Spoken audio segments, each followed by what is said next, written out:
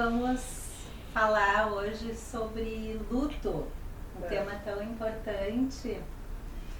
Então vamos dar as boas-vindas para o pessoal que está nos assistindo. Eu sou a Adriana Zilberman, eu sou diretora do CEF, psicóloga, professora aqui dos cursos de pós-graduação e da graduação em psicologia.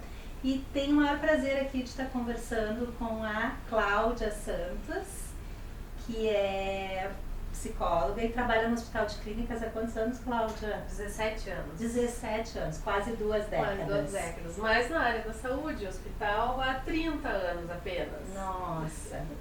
Bom, então nós estamos hoje aqui para conversar sobre um tema tão delicado e ao mesmo tempo tão importante, que é o processo de luto. Porque, por incrível que pareça, né, Cláudia, mesmo dentro da área da saúde, como os profissionais muitas vezes têm pouca informação ou informação atualizada e adequada sobre o processo do luto e como é importante a gente poder falar mais sobre esse tema. Tu sabes, Adriana, nesses anos todos, trabalhando, estudando, né, e acompanhando vários pacientes e famílias, enfim, e as equipes, né, a gente sempre pensa no luto como algo do paciente e da família. Mas tem a equipe que também vivencia esse processo de luto. Sim. E nos últimos anos a gente tem percebido assim espaços para que se possa conversar sobre isso, né? Eles começam a se ampliar e nós temos a tendência de pensar nessas situações sempre vinculado a alguma coisa de saúde, por exemplo, clínicas, escolas, hospitais, né? E a gente tem a necessidade de pensar nesse processo de luto em outros espaços, na escola, nas organizações, no dia a dia, né? Nas instituições. Nas instituições, né? Sim. Então, ao mesmo tempo em que eu penso, né, e identifico o quanto isso é necessário, o quanto ainda é difícil também conversar sobre isso. Sim. Porque a tendência é associar luto à morte, morte do corpo, morte do ser humano, né, do indivíduo. E não é só isso. Tem o luto pela aposentadoria, pelo aluno que roda de ano, né, por várias situações. Isso é super importante porque o luto, por muito tempo, ele foi visto como algo muito patológico, de uma forma muito negativa. E hoje a gente sabe, né, Cláudia, do quanto o processo do luto ele é necessário e saudável, porque é ele que possibilita que a gente possa se adaptar a essas perdas, porque o luto é um processo que inicia após uma perda de alguém ou de algo significativo. Quando tu fala a perda da escola, dos colegas de escola, muitas vezes quando a gente termina uma etapa do ciclo de vida e inicia outra, tem perdas. Então o processo do luto ele é um processo realmente complexo e que não é possível que a gente tente simplificar ou entender de uma forma simplista ou linear, porque é um processo muito importante e que vai atravessar a vida de todas as pessoas em algum momento. Em algum momento vai atravessar. E o que tu está falando é tão importante porque como os profissionais, principalmente ali na linha de frente, precisam ter esse conhecimento e também poder aprender, não só aprender, mas aprender, absorver também as suas próprias crenças e a construção do que é a morte, ou do que é a perda, do que é o luto. Então é um processo realmente que obriga, exige que a gente fale muito. E nisso que tu fala, né, Adriana, eu acho que tem uma coisa que é fundamental, que são as crenças das pessoas, o momento de vida das pessoas, né? Muitas vezes a perda num determinado momento de vida da história daquele indivíduo vai ser sentida, né, de uma forma diferente do outro sujeito, né? Então a questão também de como na história do indivíduo, as características, né, é uma coisa muito, muito singular. Né? Quando a gente diz ou seja, a gente não pode colocar todas as pessoas vão ter o processo de luto desta forma. Isso não existe. Isso é importante as pessoas saberem, porque muitas vezes a gente tenta classificar, categorizar, e o processo do luto é um processo complexo, múltiplo, né, multifacetado, e que é muito, como tu estava dizendo, né, como cada pessoa vai vivenciar. Isso. E dentro do seu tempo. Dentro do seu né? tempo. Muitas vezes as pessoas me perguntam assim, quanto tempo a pessoa, né, vai ficar de luto? Não é um tempo. É pra vida toda. É pra vida. Né? E que, na verdade, nesse processo de luto, a gente vai aprendendo a acomodar, a adaptar, a colocar dentro da gente, né, aquela pessoa ou aquela situação que a gente perdeu, né, de um jeito, não digo menos dolorido, mas um jeito mais possível. Digerível. E aí entra um ponto bem importante, eu não sei se as pessoas estão familiarizadas com o conceito de vínculos continuados, que é um conceito hoje muito importante, muito utilizado pela maior parte dos pesquisadores e profissionais que trabalham com luto, que é justamente essa concepção de que a perda ou a morte de alguém não termina, não encerra esse vínculo. Esse vínculo vai continuar. Ele vai continuar diferente, ele precisa ter um outro formato, ele precisa ter vários ajustes, né? Que é o que tu estava falando. O luto a gente não elabora nem encerra, o luto a gente se adapta. O luto nada mais é do que uma adaptação saudável a uma nova condição em que tu não tem mais aquele vínculo fisicamente presente, mas ele tem de várias outras maneiras, ele continua, esse vínculo permanece. Por isso que torna esse processo tão complicado, porque o luto é a perda, é a dor pela perda. Essa dor, ela vai sendo atenuada, mas ela não termina, não tem um marco que diz, bom, agora a partir de agora o luto se encerrou, se completou.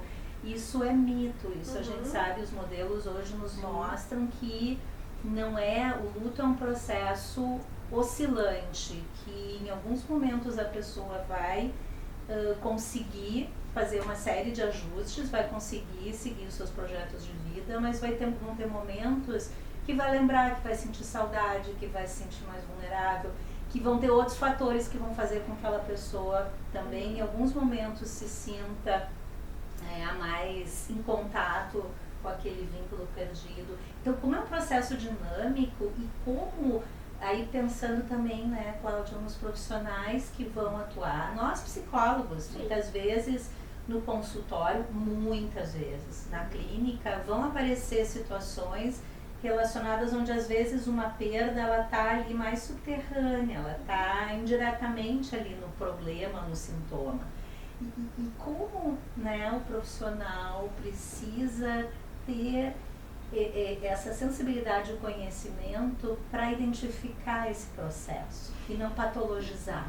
Isso, e eu acho que isso do profissional, e quando tu fala profissional, né, claro que a gente pensa em nós psicólogos, né, mas vamos ir um pouquinho mais profissionais da área da saúde, médico, enfermeiro, nutricionista, fisioterapeuta, enfim, né, profissionais que, querendo ou não, estão em contato, né, às vezes a gente pensa, tá, mas um fisioterapeuta, ele atendeu o paciente, ele atende, tem a família, ele participa daquele momento ali de despedidas, enfim, né, e que também tem as suas perdas, tem os seus sentimentos, tem a sua história, tem o seu momento de vida, né? Então, esse distanciamento que a gente acaba aprendendo, né, a fazer para poder cuidar da família, do paciente, enfim, a equipe toda de saúde, né, precisa desenvolver um pouco mais.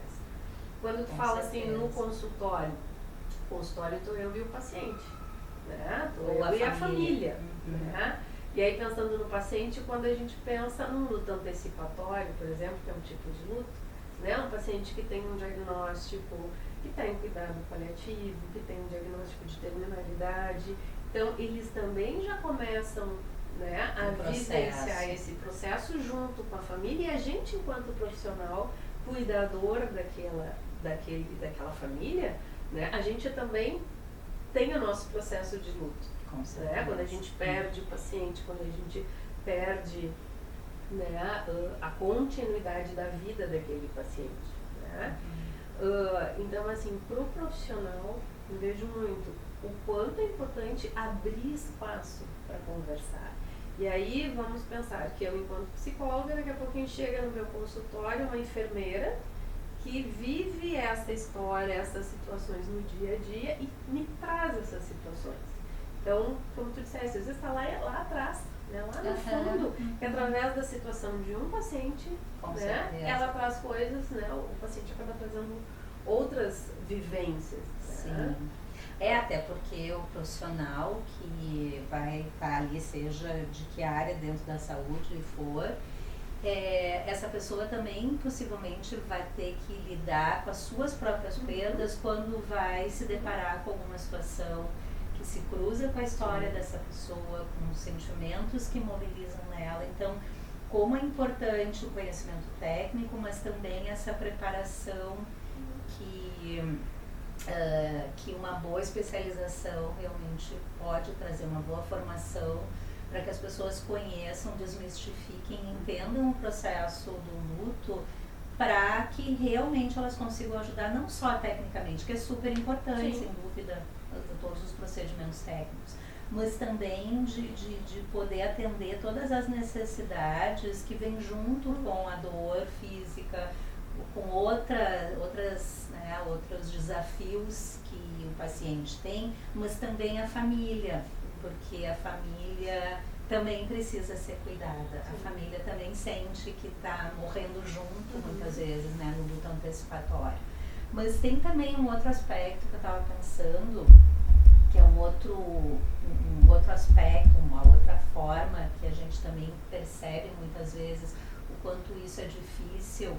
É o que o Doca, aquele, né, terapeuta americano, um grande pesquisador, ele fala em luto não reconhecido, ou perda não reconhecida, ou seja, situações em que de alguma forma é como se não tivesse uma autorização, uma validação do luto de uma pessoa, como se o luto que ela está vivendo por uma perda não fosse legítimo. Por exemplo, né, quando perde um animal de estimação, quando é a perda de uma pessoa que, enfim, que ela estava muito doente, então muito idosa, então as pessoas em volta parece que tem uma expectativa de que a pessoa vá manifestar de uma determinada forma, e se não for daquela forma dita esperada, então isso de alguma maneira é banalizado, minimizado, gerando mais sofrimento ainda para o lutado.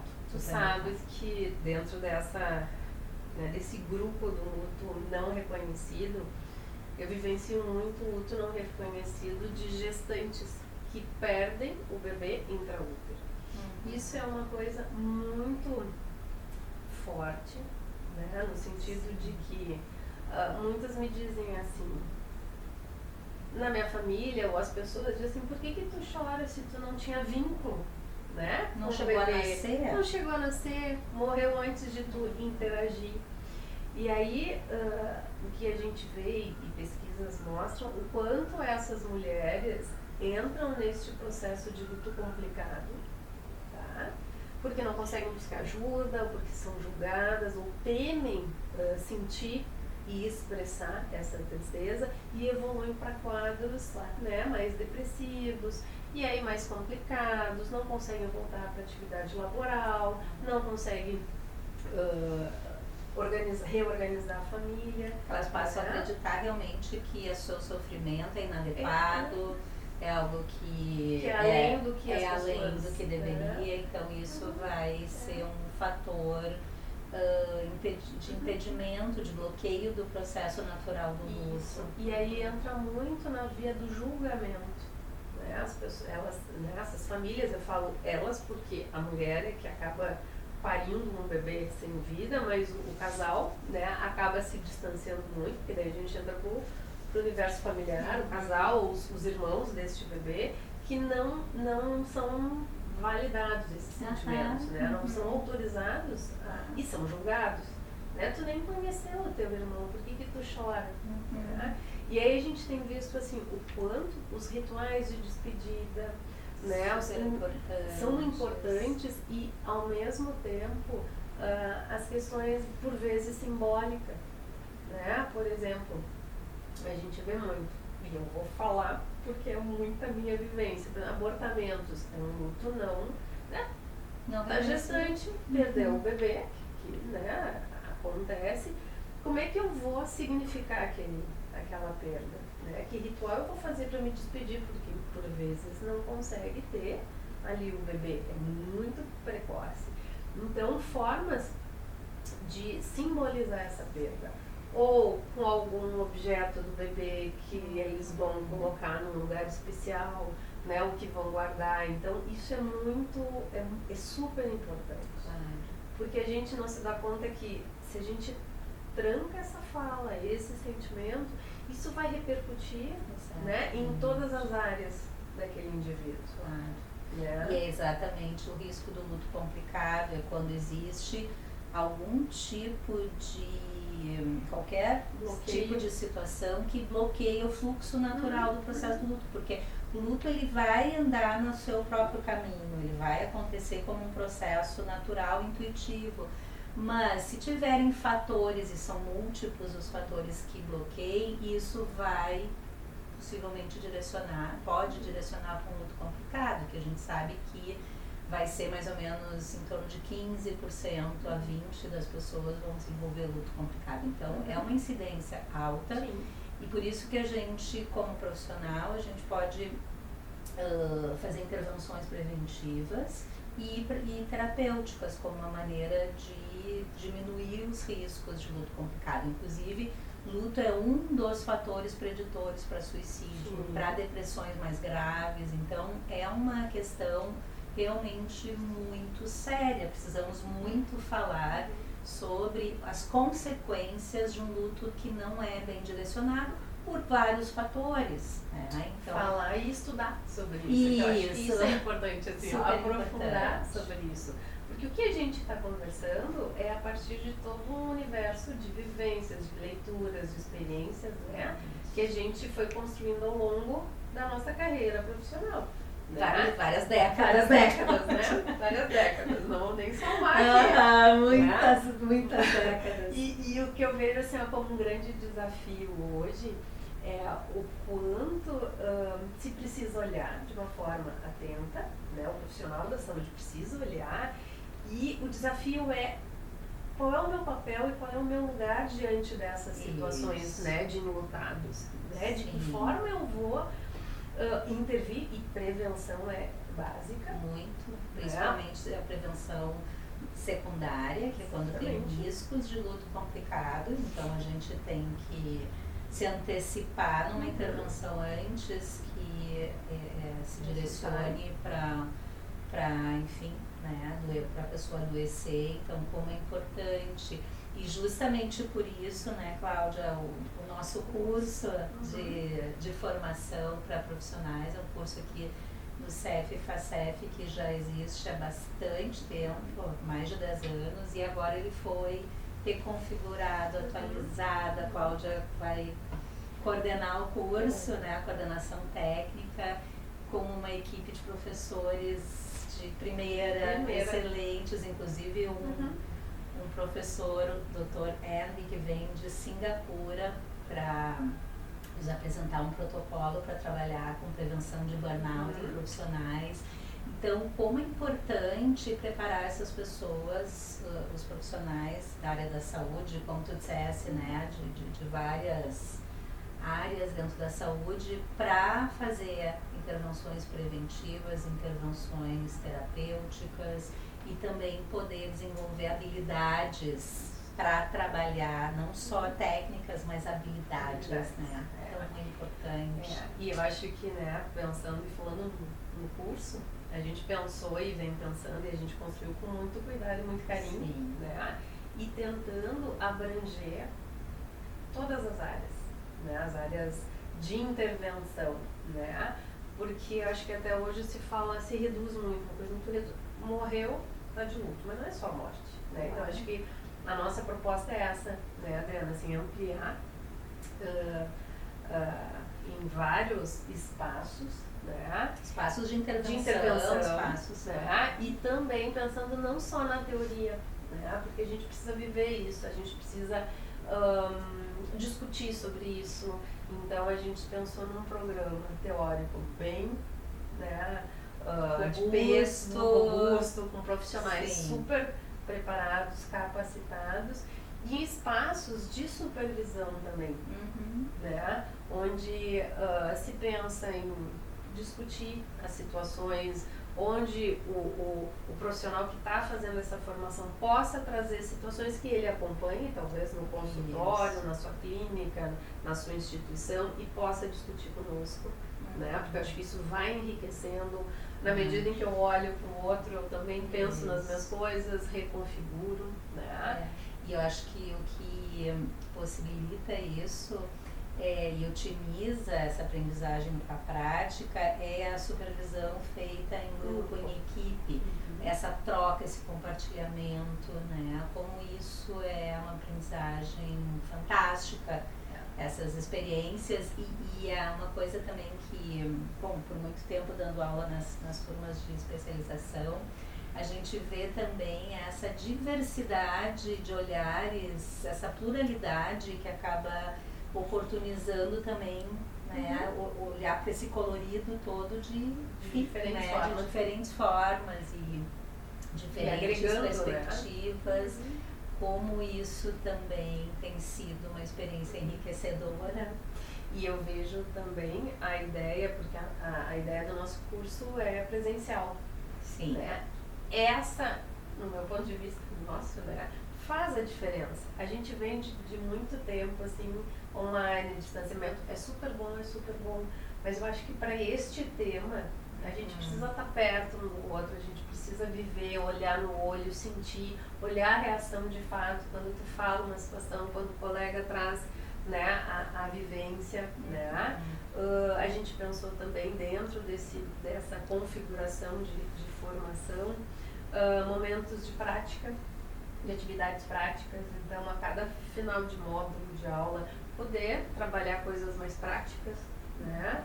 Porque só a teoria é importante. Praticar só técnicas, ela, a gente precisa ir para a técnica, precisa vivenciar isso, sem dúvida. né? E combinando com o nosso trabalho de conclusão de curso, onde o tema, né, vai ser desenvolvido conforme a escolha do profissional que está em formação, com orientação ao longo do tempo, para que se possa, então, né, fechar a nossa formação, né, da melhor forma e com algo científico, bem elaborado, qualificado. Isso. Né? E aí fechamos com a ideia do tripé, que é o poder oferecer teoria, conhecimento atual baseado em pesquisas, né, coisas bem consistentes, a prática, poder botar a mão na massa, poder aprender fazendo, mas também desenvolver as habilidades que a gente precisa, como também um complemento, né, Cláudia, assim, a questão que a gente chama de trabalho de self, de olhar realmente para essas habilidades essenciais, para desenvolver aquelas habilidades que a gente não tem de uma forma espontânea, mas isso pode ser desenvolvido, por exemplo, a empatia, a escuta, não dar conselhos que quando não são pedidos. Tem uma série de aspectos que a gente precisa desconstruir para desenvolver as habilidades. E também tem um espaço que, né, de ventilar, como a gente chama, as nossas emoções também como profissionais. Então, esse curso é completinho, né? Bem completinho, a gente está esperando todos vocês. Isso. Vai ser um prazer, assim, né? Então, e por mais pesado que seja o tema, eu acho que todos nós que trabalhamos, né, especificamente com essa área, a gente sente um prazer. E eu digo assim, quando eu digo prazer, não é uma coisa ruim. É pesado? É. Mas que bom que tem pessoas que gostam de trabalhar e de pensar nisso, estudar isso. Principalmente quando a gente começa a se deparar com a vida que tem por trás desse trabalho. Porque é incrível como a gente se conecta com aspectos da resiliência das pessoas, da capacidade que as pessoas têm de superar, de ressignificar muita coisa, como a gente aprende com os nossos clientes, né? Então é um trabalho muito gratificante. E tu sabe, agora, te escutando, eu me lembrei, né? Eu escutei uma frase de um casal que perdeu o filho, enfim, que eu fui acompanhando, e eles fecharam o atendimento dizendo assim, as consultas, né, contigo, enfim, foram fazendo com que a gente desabrochasse. A gente pensou que a gente chegou murchinho aqui, né? Mas tu mostrou exatamente isso, que tem vida a partir da perda do fulano. Até para manter, honrar a lembrança daquele ente querido, é importante seguir a vida. Tem uma série de desafios, mas alguns desafios eles são importantes e são favoráveis.